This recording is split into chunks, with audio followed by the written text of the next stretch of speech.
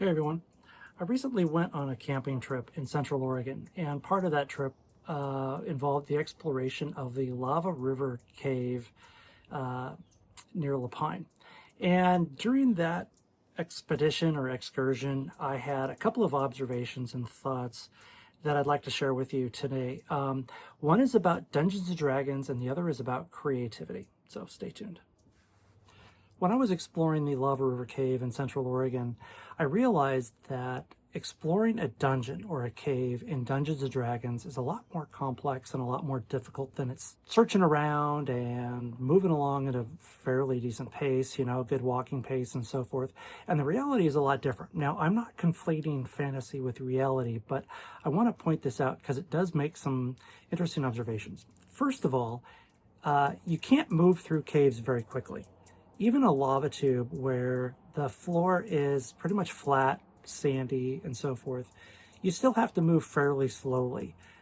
If you have any kind of exploration or searching, it takes quite a while. And so when in the game of Dungeons and Dragons, and it says that searching a 10-foot square area in a corridor takes a couple of minutes, they're not kidding. That's actually how long it would take, if that. That's if you're good at it. Second, I was also surprised at how little light your average flame-based torch would shed. In the game, it says that a torch has a 30-foot radius, but what that does is you can identify if there's a monster there or something like that, but you're not going to see anything of detail. For example, if you pass by a door that is even remotely blended into the wall surface, you're not going to notice it unless you walk right up to it. So there's a lot of detail you don't see just kind of moving through a dungeon at walking pace, as I talked about previously, using a torch. The second thing I wanted to talk about is creativity. And I've talked about this before.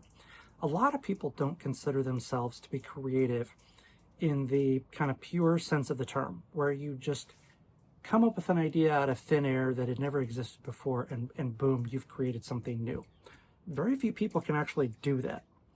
What actually happens with creativity is we take something that already exists or something that we are familiar with, and we modify it, we twist it, we make it something new.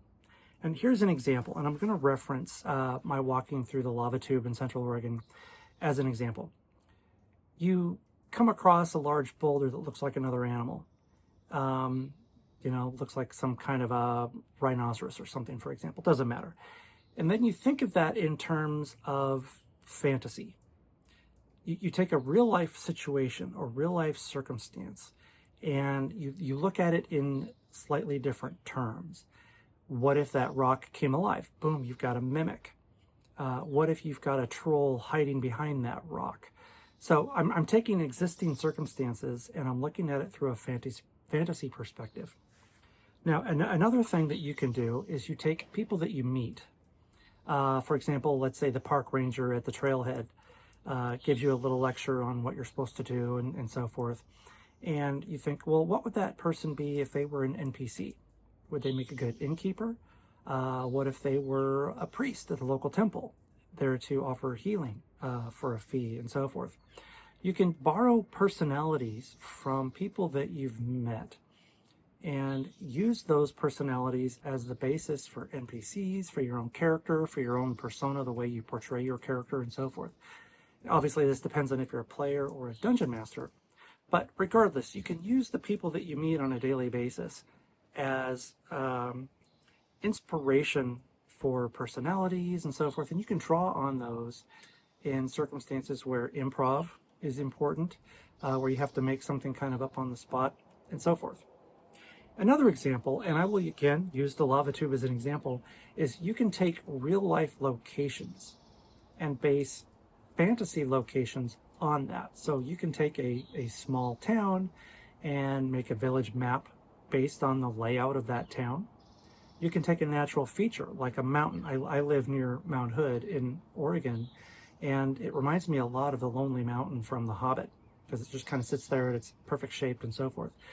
You can use these kind of locations as inspiration. So instead of trying to come up with something from scratch, take inspiration from the things you see and the things that are around you and just tweak them a little bit.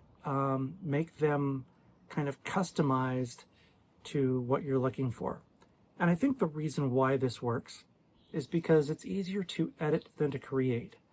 If you ask somebody what they want for dinner, they may not be able to tell you right away. But if you say, do you want to eat Chinese food? Do you want to have Mexican food? Do you want a casserole? Then they're going to have an immediate opinion of, oh, I'd rather have Chinese than Mexican, or I'd rather have a casserole versus Chinese, or whatever the case may be. And so it's easier to take something that exists and modify it, and it's easier to edit than to create from scratch. So I hope this helps you out. I hope it provides inspiration and helps you find your own creativity and kind of help find your muse. If you found this video to be useful, informative, inspirational, thought-provoking, or even just entertaining, be sure to click the like button. Also, consider subscribing to the channel to help keep the effort going. In the meantime, have fun, stay cool, and keep your dice rolling.